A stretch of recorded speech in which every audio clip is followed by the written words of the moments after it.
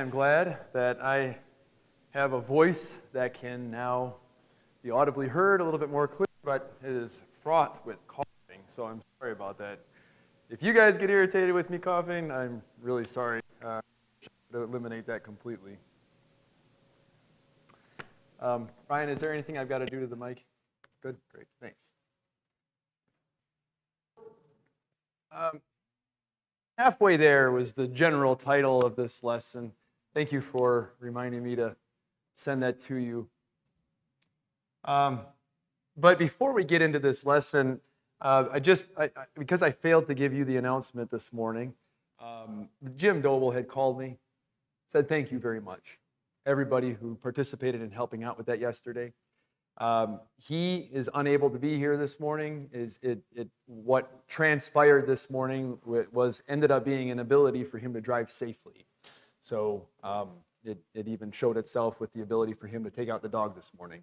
So pray for Jim that these kinds of situations with his ability to focus and concentrate is increased. But he is so grateful. Him and Wendy are both so grateful for those who came out yesterday to help. He wanted to express that. All right, a paradox, a dichotomy, a fallacy. And I hope not to use these big words anymore beyond this point. All right, but basically, it's going to be a situation, some logic, that when you look at it, you come to two conclusions. Either this can be right or it can't be right, but how can it be both? And so from my junior high, I had a math teacher that started off a class, and since then it has stuck with me. I just love it. He was a great teacher. I loved him as a teacher, miss him. But he said, all right, I want to go from point A to point B. But before I can get there, I got to go halfway. So he shuffles across the room. And now I've got to go from here to there, point B. But before I can get there, I've got to go halfway. Okay, so before I go any farther, I got a volunteer. Brody, come on up here and just stand right in the beginning, right at the bottom here. This semi-interactive version of a sermon. All right, and now the objective is to go to the doorway. But with that idea in place, that before you get from here to there, you got to go halfway. So just stop halfway. All right? You tell me when you're done halfway. Okay. Now that you've arrived halfway, you go halfway between there and the doorway. All right? Now before you get to the doorway again, you got to go halfway again. And now before you get to the doorway, you've got to go halfway again. Okay, now we're getting some pretty small steps here, folks. But before you can go to the doorway, you got to go halfway again. All right, without dragging this out too far, what's the end result? Brody, you can go ahead and sit down. What's the end result? What's the end conclusion of this matter? Can he ever get to the doorway? No, not by that. And I'm surprised, but I told him to go sit down, but he made it to his seat, and he's not hovering over the seat. He's actually sitting down.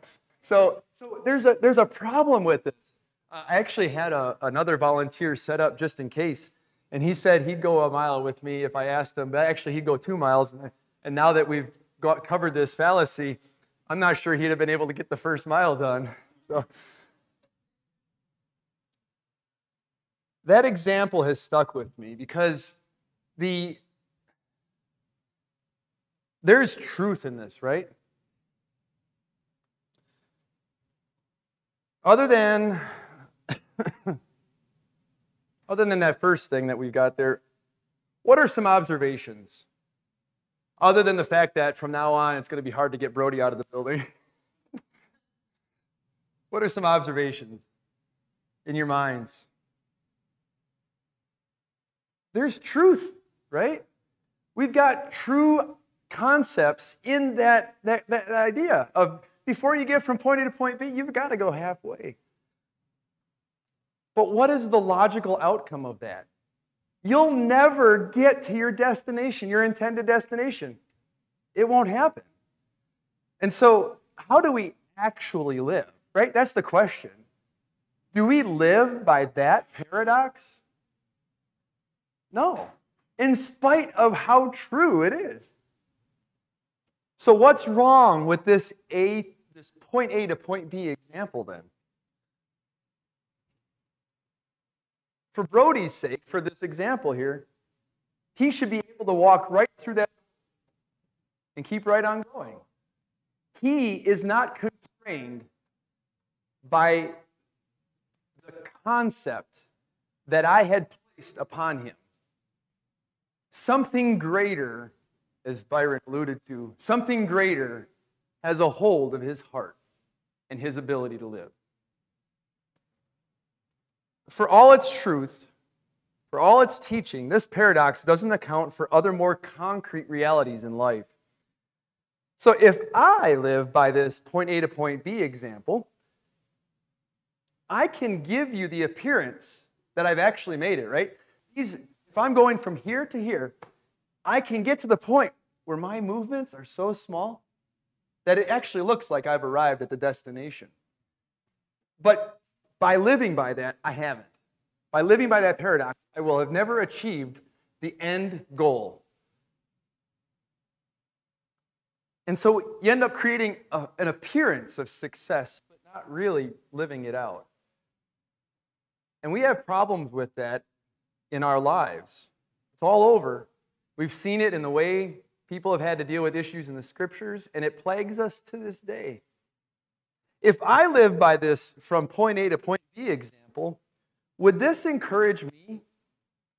Would this encourage you to reach your goal? Now keep in mind, as you answer this, you'll never get to point A or point B as long as you live. How encouraging is this? It's fraught with all sorts of implications. The end of this creates discouragement, hamstringing. When we evaluate the paradox, or the fallacy, it eventually becomes clear that you and I were meant for far more than this. Okay, this paradox and this fallacy, as true as it may be, is not the means by which we live, and it's not the means by which Brody gets to his seat, because he actually is sitting down, right? Remember that. So we are created for more than the small realm that this fallacy was constraining us to live in. You might think of it as thinking inside of a box, and then you think outside the box, people say, right? Okay, well, sometimes we're our own victims of our own thoughts and rationalization like that. This type of fallacy or reasoning can be found throughout the Scriptures. If you think about Job, his friends, what were some of the arguments given as far as why something had happened? They had all sorts of reasons for it. Job, you must have done this. A plus B equals C. Simple as that. What was behind it? Something greater.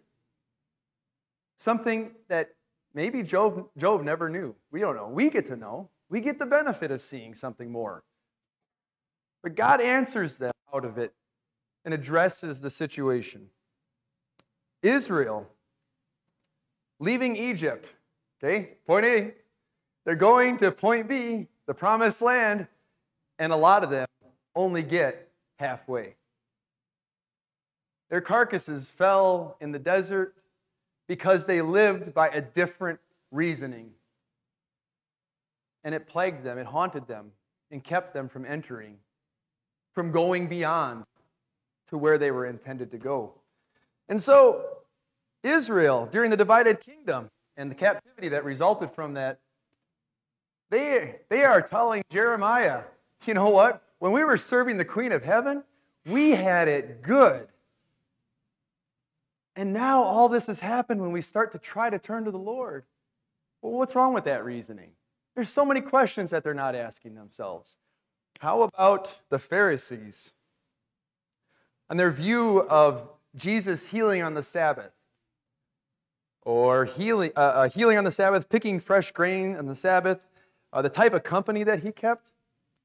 Each of these situations is fraught with reasoning that kept them from looking at things the way that they were supposed to look at them. In fact, the Jews would do such a good job of reasoning themselves in the corner, justifying themselves, that they would prevent taking care of their family because they had given money to something else. Right? They excused themselves from their responsibilities, the greater responsibilities. But in Matthew chapter 12 and in Luke chapter 6, Jesus confronts this erroneous kind of logic.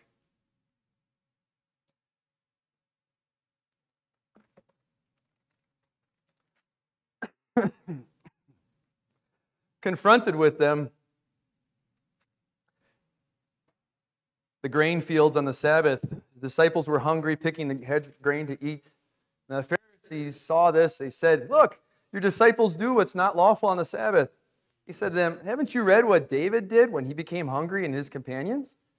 How he entered the house of God and ate the consecrated bread, which was not lawful for him to eat or for those who were with him, but only for the priests." Right? That was the purpose of the showbread. "Or have you not read in the law that on the Sabbath the priests in the temple break the Sabbath and are innocent? I say to you that something greater than the temple is here. There is a greater principle at play. Jesus' heart is tethered to something greater. And so were his followers. Departing from there, well, I'm going to actually jump into Luke 6. Sorry. Let's jump over to Luke 6. I like the clear dichotomy that's presented here. Luke 6, verses 6 through 10, it says, "On another Sabbath he entered the synagogue and was teaching, and there was a man whose right hand was withered. The scribes and the Pharisees were watching him closely to see if he healed on the Sabbath, so that they might find some means to accuse him. But he knew what they were thinking, and he said to the man who had a withered hand, 'Get up and come forward.' He got up and came forward. Jesus said to them, 'I ask you, is it lawful to do good or to harm on the Sabbath? To save life or destroy it?' The people confronting Jesus had a paradox that ended up accomplishing one of those two objectives. And Jesus, living by a different principle, accomplished the other. Whose greater principle had the better outcome?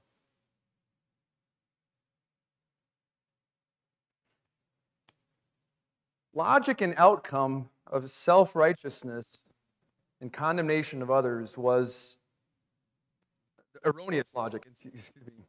And the outcome of self-righteousness and condemnation of others was where this accumulated intention came from. No doubt, when the Jews came back from captivity and were trying to get people to push forward to a relationship with God, they had great intentions, right? It's a great thing to try to help one another. But then it becomes a stumbling block after so much of a time. They're condemning God in the flesh, the one who created them and gave them His words. They're condemning God in the flesh for breaking His own constraints, or so-called constraints. But Jesus shows that there's something greater by which He's living. Life in and with God brings blessing to others. It provides the need for the needs, and it shows compassion, shows love. Acts chapter 10. Jesus went about doing good. I love that. I know it's, I think if I remember right, it's one of Mike's favorite verses as well. You know Jesus of Nazareth, how He went about doing good. So we're not limited to just looking in the Bible to find these things. There's a person, when I listen during the day, I've got a I listen to constantly, and I get to catch some of these people talking about different things. And I caught one day, Dr. Charles Stanley. He's actually deceased now. He died sometime this year. I'm not necessarily endorsing his teaching, but I did catch this. And it's interesting because this gentleman asks questions. He's dealing with 1 Samuel chapter 28 when Saul is going to see the medium to try to get some answer from Samuel, who's dead. And he asks several questions. The point here, Charles Stanley is trying to get you to come to a particular conclusion. And he's asking, first, if God ordered all the mediums to be killed or removed from the land, would he in turn use one to give divine instruction to the first man he called to be the king of Israel?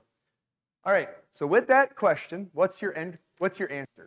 What are you inclined to answer? No, God wouldn't do that. Okay, fine, that's great. That's good. Keep that answer. Number 2, would God refuse to speak to Saul through the proper means that he tried, and then use a means that God himself had condemned? Again, what's this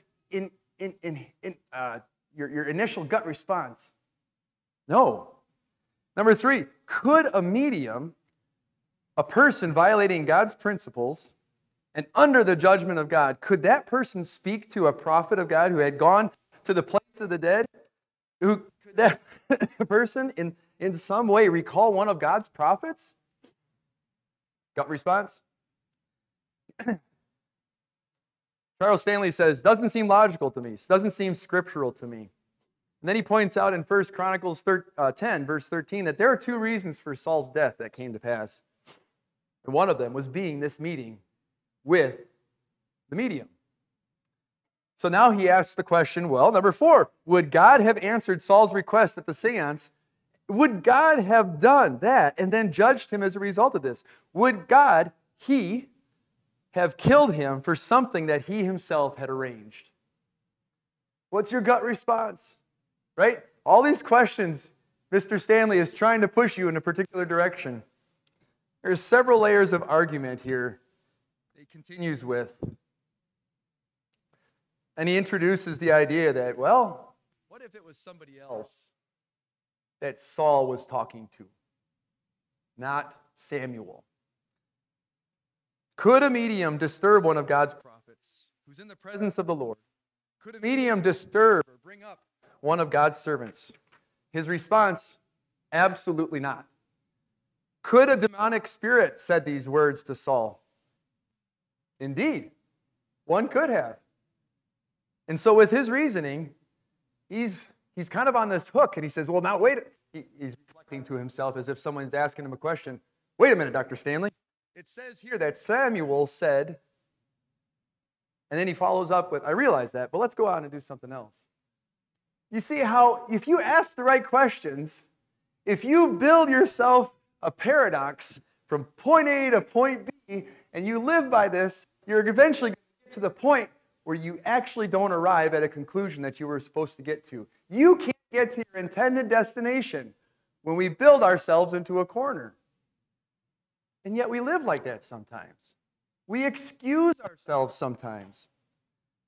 Dr. J. Vernon McGee uses a similar reasoning to teach that Matthias, in the book of Acts, Matthias wasn't the one that took Judas's place. It was Paul. How many hoops do you and I have to jump through to get to these places where we say what God said isn't what God said? But these are just small examples, right? We're not talking about huge issues at the moment.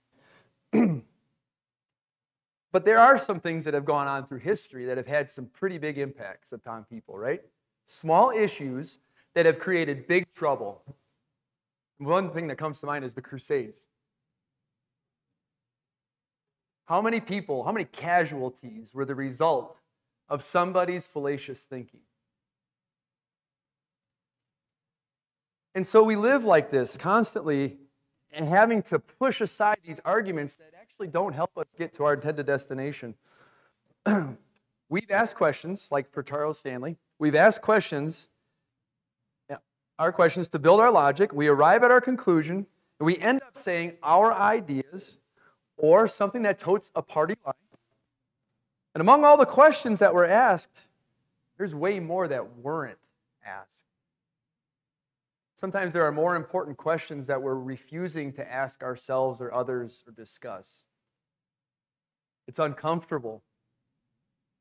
The length of time that we end up having to delve into these things consumes more time than we might be willing to give to it. And if I don't want to walk in that area of discomfort, I can excuse myself from going there. I can reason my way to excuse myself from that.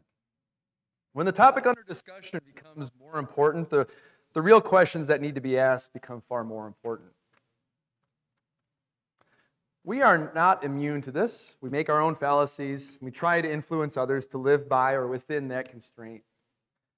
We can look more like the antagonist Pharisees, whose self-righteousness ignores or condemns the more important principles of God. Okay, so we're pitting two things against each other. We can look more like the antagonist Pharisees, whose principles create new issues to divide over. And now we start to see more recent history, right? We can be more like the Pharisees, the antagonists, who find new reasons to discourage other Christians from living out the redeemed, recreated life of doing good, following in Jesus' footsteps, who went about doing good. And in our example, if I'm going to be among other people who are going, and we're all going between point A and point B, and that person doesn't stop here and he doesn't stop here, actually ends up going beyond point B, I'm the one back here saying, you can't do that. How silly is that, right? You can't go and live outside on some other principle. You got to live by my principle. It doesn't give us any encouragement and help with one another to live more like the protagonist Redeemer,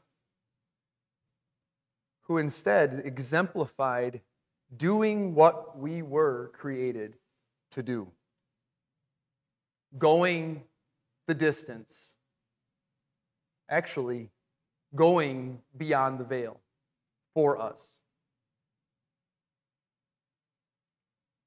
You might reference Ephesians chapter 2, verse 10. We were created ahead of time for good works. But then what principles get in the way of us doing the good works?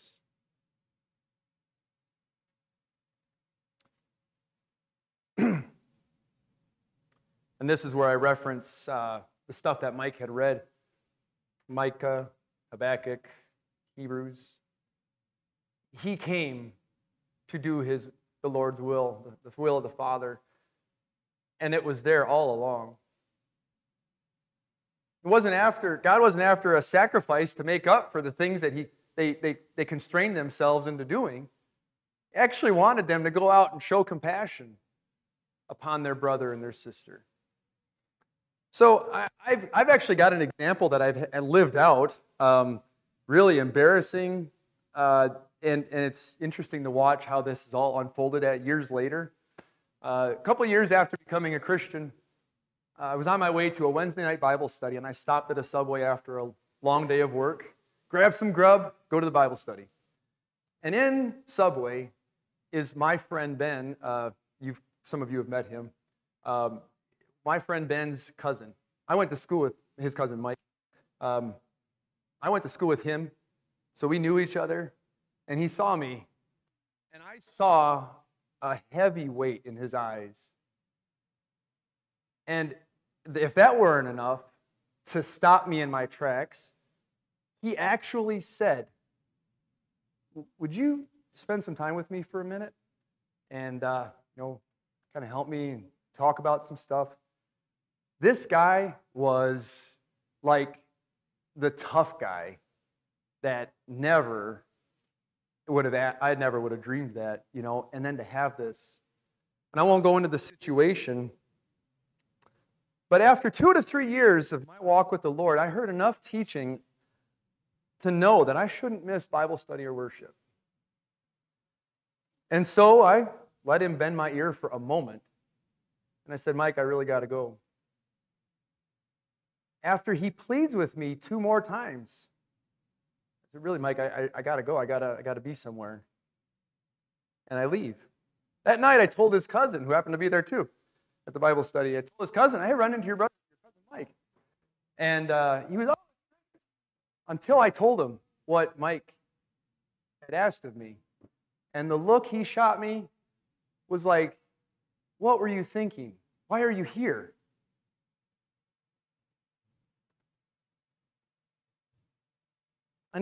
I heard a little about greater purposes, but it paled in comparison to the principles that I was being taught. Other principles. I missed an opportunity to be a tool of comfort and compassion for this person. And not only that, but to help my friend, Ben, in the way that he influenced his family. A Christian is nothing more than a person who just wants to get to do what they want to do in his eyes and doesn't have time to deal with the heavier, more important issues that are plaguing him, hurting his heart. In that moment, I asked the wrong questions. I used the wrong logic to figure out what was the higher, greater call in Christ. I mean, really, seriously, let's think about this for a second. How many and how much teaching has been done on not forsaking the assembling? Let's just use this as an example now, okay? Let's dive off of this because this is my personal topic. By the way, I've crossed paths with this guy in the years past. I've apologized for it. But I've gotten a very cold, no problem. It still plagues this man, this family. So how much teaching has been done that you remember? Weekends, weekdays, Bible classes, principles that are going to talk about don't forsake the assembly. Okay? And it's different for everybody. And don't misread me. I am not saying that we all need to forsake the assembly. If that's what you're hearing right now, you're not listening. Okay? So I'm so sorry if you give you this bad impression. But seriously, how many? Okay, now think about how many lessons have been devoted, how much class period, how much study time has been devoted to being focused on not that I should be a listening neighbor, but how to be a listening neighbor. That drops what I'm doing to care for the important, apparent, and usually obvious needs of my fellow man. How much teaching has been focused on how to be full of compassion and concern? Would you say that it's the same kind of focus over the years?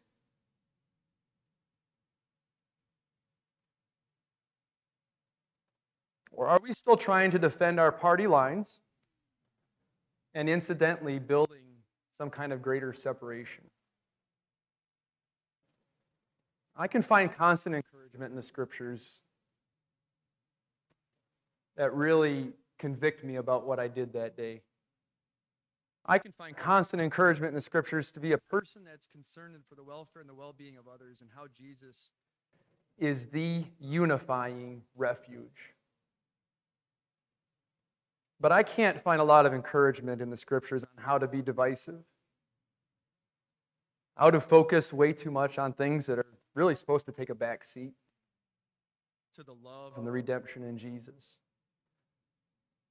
A lot of these secondary things, they're going to pale in comparison, and they're going to fade away as we focus on what's more truly important. And, you know, it's that cup thing, that washing thing. Jesus says, you know, if you wash the cup, the inside, that outside's going to get clean. These things get taken care of, incidentally, as we live our redeemed life of compassion and love for one another. It's that.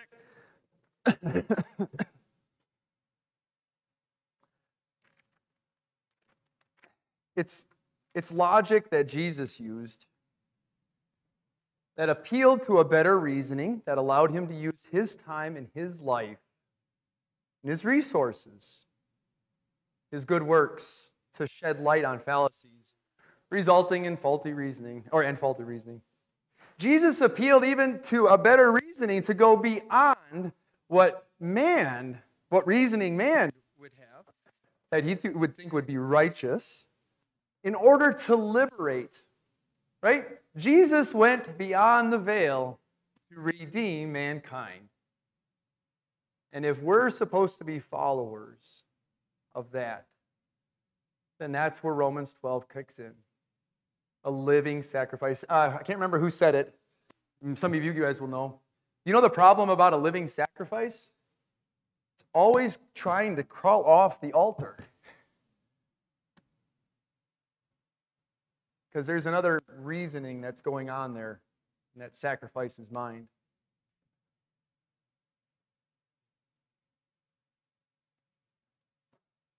He redeemed others by his reasoning to go beyond the poorly made constraints that we like to try to use.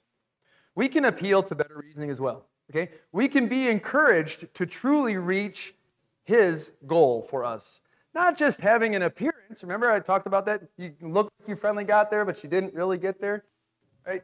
So we can have this reasoning that takes us beyond to the goal that we were supposed to get to. So what's the better logic then? I guess like anything else, it depends. Right? Depends on what you're dealing with. But there are principles and there is a self-sacrificing master named Jesus that we can follow. We can use good questions to help us find these answers. And it's not totally encompassing. I don't mean this to be like, got it all done. No, this is something that I've had rolling in my head for a while. I hope I'm doing some good to help. But what's true or false with the reasoning or conclusion that you've come to? Right? It's a simple question. Parentheses, is that really what God is saying? Is that the point of what he said, or is God making a bigger point that I'm missing? There's another one. Who is my reasoning meant to please? And we can come up with those two answers, God or man. But you know what? There's actually nuances that mix both of those together. And sometimes we sacrifice one at the expense of the other. What's the logical outcome of my reasoning and conclusion? Right? Follow it out. Good consequences have good outcomes. Bad consequences have victims. Did I say that wrong? Sorry. Good reasoning, good ideas have good consequences. Bad reasoning, bad ideas have victims. That's what I meant to say. I hope I got that right. What's the logical outcome of my reasoning? Will my logical outcome keep me or others, to borrow the term, from doing good on the Sabbath? Would my reasoning and my outcome be a means of healing or refreshment or life? Will it encourage doing real good and bring true refreshment? How's another question like this? Does it match with the greater purpose God has for me in Jesus? Will I be more likely to be merciful and compassionate and humble? Or will I, in following this, be doing things that look good on the outside, as if I made it to the destination, but in reality, it's just out of reach? So, am I okay constantly substituting a half-hearted leftover to God? Or am I encouraged in this, and is this encouraging to others to go beyond to complete, liberated, unfettered devotion to God, no matter what the cost? My prayer and my hope is that we are encouraged to reach beyond. Think about the things that we engage in, the principles that guide us to those things that we reason to do. We're encouraged to reach beyond and not stop halfway there. Jesus' footsteps go beyond in the veil into the Holy of Holies, right? into the very presence of God for us, for those whose life is now hid with Him. So where is your hope? And is it in heaven, or is it only halfway there? I guess that's another question we could ask. Don't kid yourself, because halfway there won't cut it, right? It doesn't get us to the goal. A half-resurrected corpse is still dead meat. I'd like you to consider what Jesus did to bring you all the way from death to life. Let's sing together, Brent.